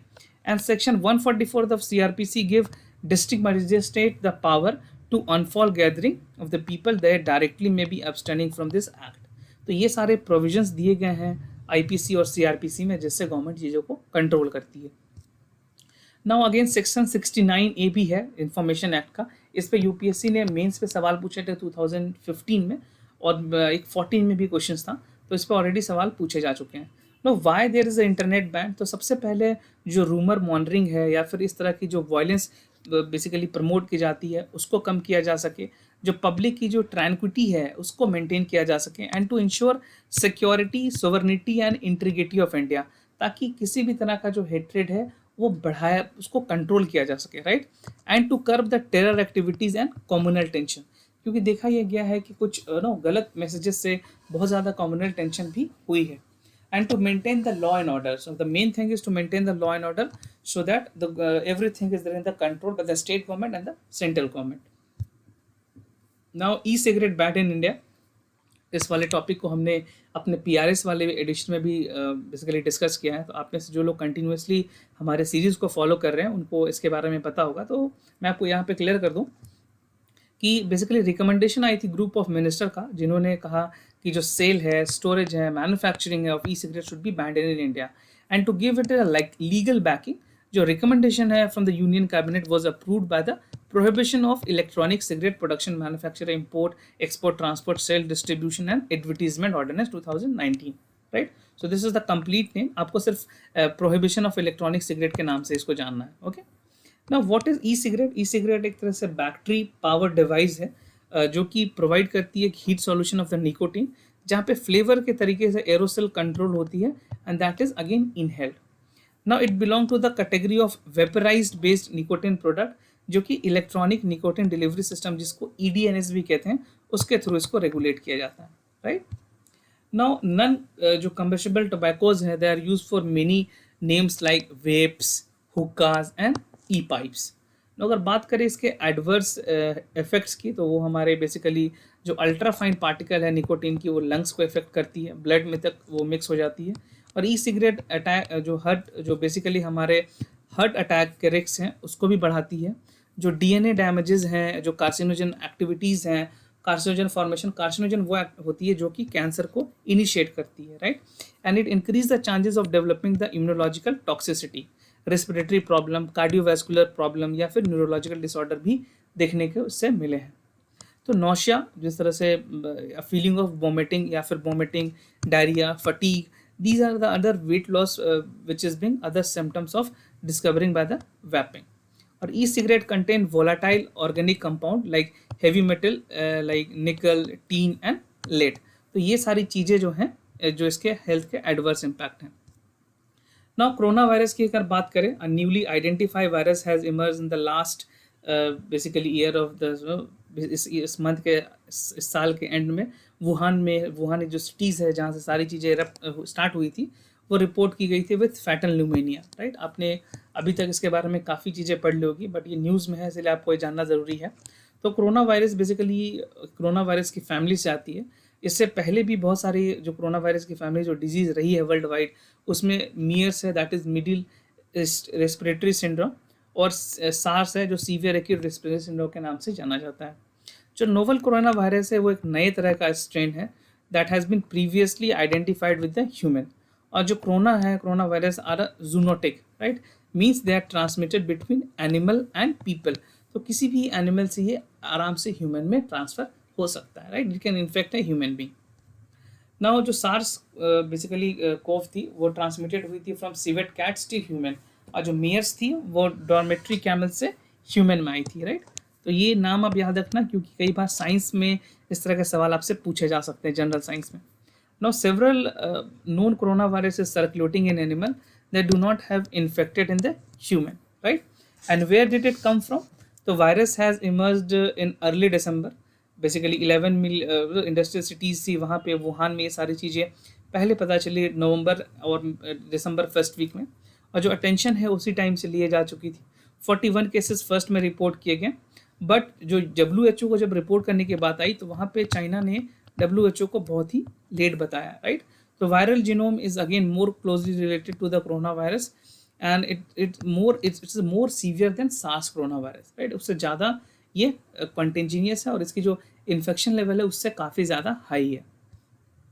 नाउ यहाँ पे एक टोल एशियन वायरस का आप देख सकते हो। बेसिकली एशियन इन्फ्लुएंजा की वजह से एस्टिमेटेड 2 मिलियन लोग मारे गए थे। सार्स की वजह से ऑलमोस्ट 800, जो H5N1 जो बर्ड फ्लू है उससे 445 लोग मारे जा चुके हैं वर्ल्ड वाइड। एंड जो H7H9 जो बर्ड फ्लू है उससे अप्रोक्सीमेटली 616 लोग मारे गए हैं। These are the origin. आप इसको यहाँ पे देख सकते हैं वीडियो को पॉज करके कि कहाँ से चीज़ें ऑरिजिन हुई है, क्योंकि कई बार एग्जाम में इस तरह के सवाल आपके लिए इंपॉर्टेंट हो जाते हैं। नो क्या क्या सिम्टम्स है, बेसिकली आपको पता होगा जो कोरोना वायरस है वो हमारे रेस्पिरेटरी प्रॉब्लम करती है, सांस लेने में दिक्कत आती है। जो सिम्टम्स है फीवर है, कफ है, शॉर्ट ब्रीदिंग होती है और ब्रीदिंग ट्रबल सबसे ज़्यादा होने लग जाती है इसमें। और infection can cause pneumonia, severe acute respiratory syndrome, kidney failure and even जब रेस्पिरेटरी प्रॉब्लम होती है, किडनी फेल्योर हो जाती है, तो लोगों की अल्टीमेटली डेथ हो जाती है एक पेशेंट्स की, राइट। और जो प्रिवेंशन के दौर पे अभी बेसिकली इसकी कोई वैक्सीन्स तो नहीं है, बट ओनली प्रिवेंशन मेजर्स पे ये लिए जा सकते हैं कि प्रॉपर तरीके से हाथ धोया जाए और अवॉइड किया जाए close contact with the people who are already having a symptoms of it. तो social distancing, hand washing, using basically gloves and mask is the only way to prevent this कोविड-19, राइट। नाउ अभी तक अगर vaccine की बात करें तो vaccine अभी काफ़ी ट्रायल में है। ब्रिटेन में ऑक्सफोर्ड यूनिवर्सिटी के साथ मिल करके वहाँ पे अभी ह्यूमन ट्रायल चल रही है, but again it will take लगभग 18 महीने के आसपास लगेंगे टू गेट एन आइडिया कि क्या क्लैरिटी है कि वैक्सीन कब तक रेडी होंगे, राइट। जनरली मैं आपको बता दूं किसी एक वैक्सीन को बनने में कम से कम 10 साल का समय लग जाता है। At least 10 year is being a time, minimum time that is being taken for any vaccine to develop, क्योंकि बहुत सारे ह्यूमन ट्रायल्स से उनको गुजरना पड़ता है। जब तक ये इंश्योर नहीं हो जाता है कि वो ड्रग्स, वो जो बेसिकली वैक्सीन है वो कम्प्लीटली सेफ है, तब तक वर्ल्ड वाइड उसको रिलीज़ नहीं की जा सकती है। तो अभी फिर भी कोविड-19 के वजह से जिस तरह से इसका पेंडेमिक, जिस तरह से इसकी जो असर देखा गया वर्ल्ड वाइड, उस वजह से साइंटिस्ट कम्युनिटी ने कोशिश की है कि जल्द से जल्द इसके वैक्सीन बनाए जा सकें। तो scientist are also testing the drug of chloroquinine, जो हाइड्रोक्सी क्लोरोक्विनिन की जो टैबलेट्स हैं जो कि मलेरिया में यूज़ की जाती है, उसको भी एक अलग तरीके से देखा गया है। या जो मेडसिविर नाम की जो टैबलेट्स हैं, वो जो ड्रग्स हैं, उसको भी टेस्ट किया जा रहा है ताकि इन्फेक्शन को कम किया जा सके, right. So these are some of the important drugs that is still available, but we do not have a full-fledged vaccine for COVID-19. ना कोस्टल रेगुलेशन जोन, जिसको CRC रेगुलेशन भी कहते हैं, तो तमिलनाडु में basically, sorry this is Kerala, तो माड्रू नाम का एक सिटी है, वहाँ पे बेसिकली जो कोस्टल जो रेगुलेशन की वायलेशन हुई थी, तो सुप्रीम कोर्ट ने ऑर्डर दिया था कि जो लग्जरी अपार्टमेंट्स हैं उनको डिमोलिश किया जाए, ठीक है। तो बेसिकली उनको पूरी तरह से डिमोलिश किया गया, क्योंकि उन्होंने बताया सुप्रीम कोर्ट के हवाले से कि कोस्टल रेगुलेशन जोन के जो नॉर्म्स हैं उनकी वायलेशन की गई थी। अब CRZ है क्या?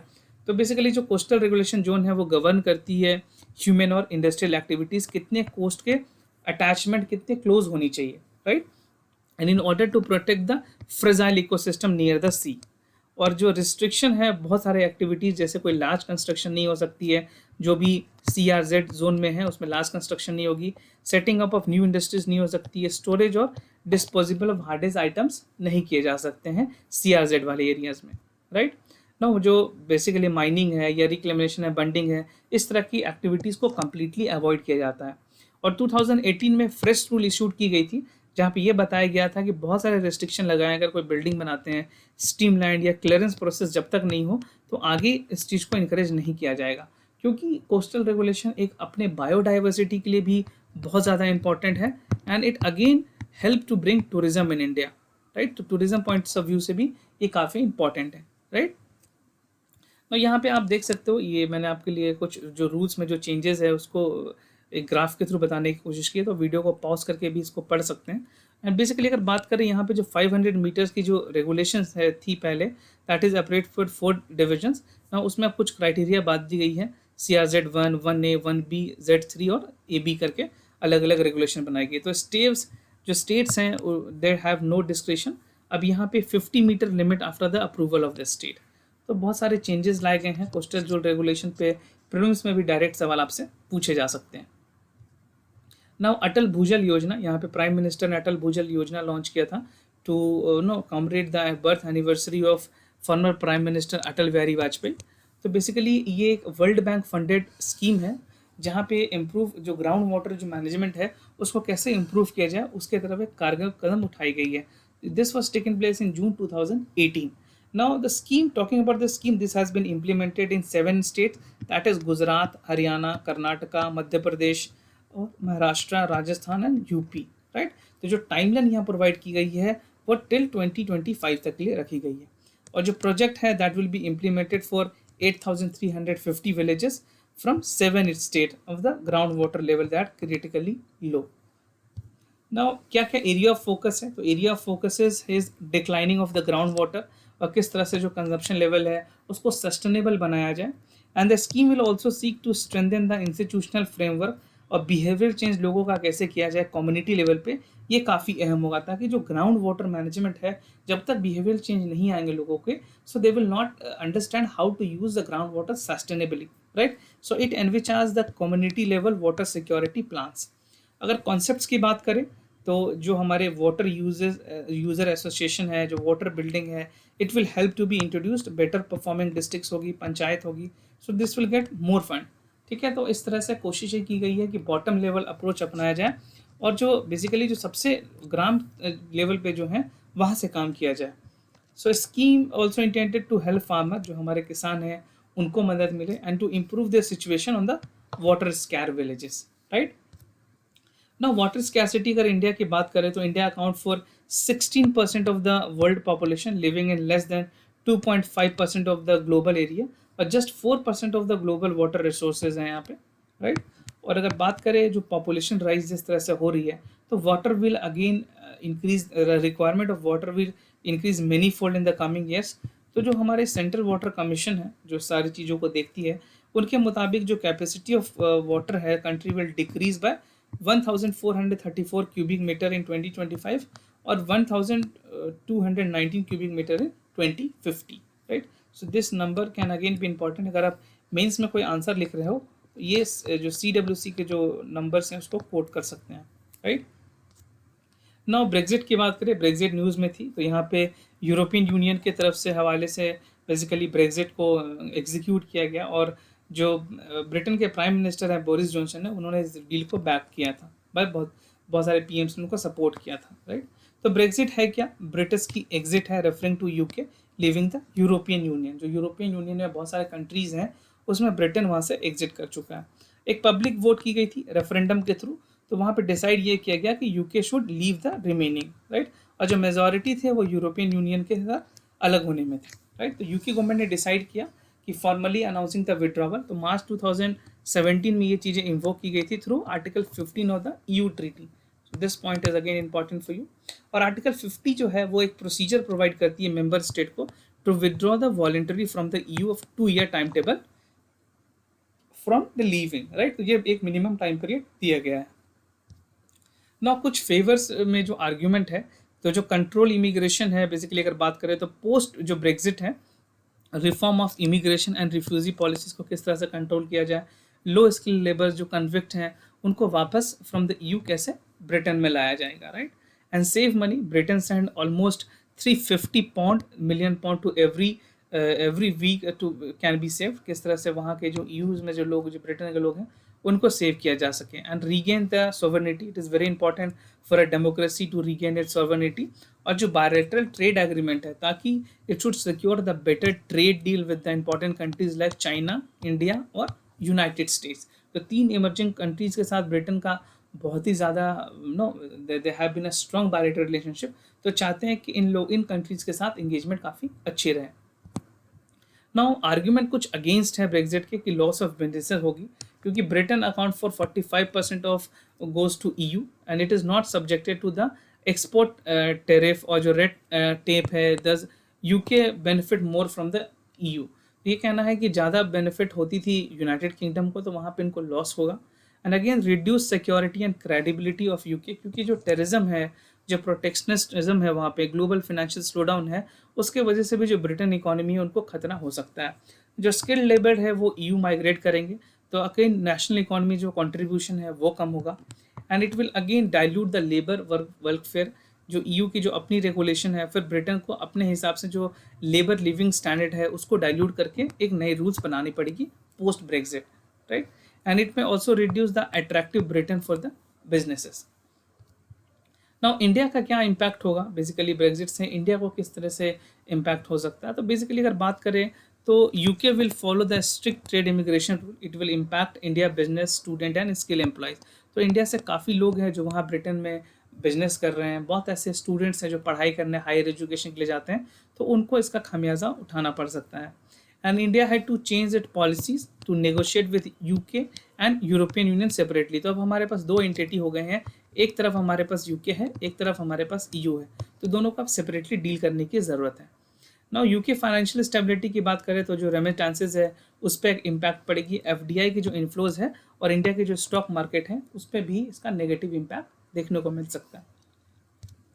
ना बात करें डब्ल्यूटीओ एपलेट बॉडी की, तो जो वर्ल्ड ट्रेड ऑर्गेनाइजेशन है वहाँ पे जो डिस्प्यूट सेटलिज्म मैकेनिज्म है वो अगेन कोलैप्स हो चुकी है, बिकॉज जो मेंबर है वहाँ पे, जितने मेंबर की जो स्ट्रेंथ है वो अभी तक पूरी नहीं है। अभी सिर्फ 2 मेंबर या 3 मेंबर के साथ करेंटली फंक्शन हो रहा है, जबकि जो पूरी स्ट्रेंथ है वो 7 मेंबर की है। तो अभी सिर्फ 3 मेंबर के साथ ही वहाँ पे काम चल रहा है, right. So this talks about the efficiency of the WTO. तो डब्ल्यूटीओ है क्या? ये एक एपलेट बॉडी है जहाँ पे ग्रीवांसेस एड्रेस की जाती है, इस्टेब्लिश की गई थी 1995 में।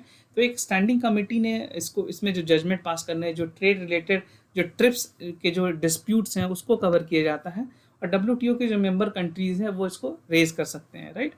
तो इट कैन अपहोल्ड द मॉडी, बेसिकली ये अपहोल्ड कर सकती है डिसीजन को, मॉडिफाई कर सकती है, रिवर्स कर सकती है लीगल फाइंडिंग को, राइट, और कंक्लूजन फ्रॉम द पैनल।